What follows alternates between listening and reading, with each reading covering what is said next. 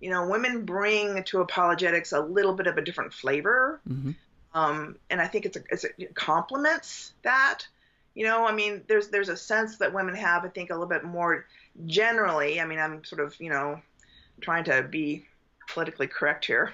Well, Generally, women are typically more, grace oriented, mercy oriented, sure. compassionate, and so they come to apologetics more relationally. Hmm. Whereas I think men tend to come to apologetics, with more of a you Abstract. know, yeah, and they want to talk about their argument and get to the point and show that the truth of that, which is fine. I mean, we Right. do too.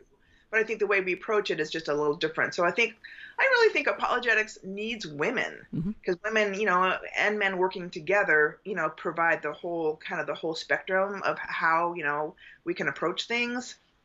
And another thing is really important for why I think women should be in apologetics is because, again, this is generalizing. I know Go that ahead. there's, a lot of dads that are involved heavily with their children's lives, but women oftentimes are the primary caregiver for children. Hmm. And let's say you pick up your 9-year-old son from the soccer practice, right? And he gets in the car and he goes, well, Johnny told me today that believing in God is nothing more than, believing in like a flying spaghetti monster or something, Uh, you know? Perfect example. Well, yeah. And so if the mom doesn't know how to answer that, she's in the car. I mean, in the heat of the moment is when kids need answers. Right.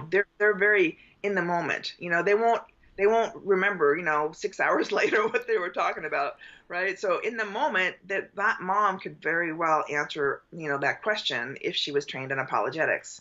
So women, can influence children that way. And then there's one final and really important reason why I think women should be involved in apologetics is because if we want to reach Muslim women. Mm. I mean, Muslim women, they can't even talk to other men. I mean, they can only talk, not, again, I don't want to get in trouble, but Yeah.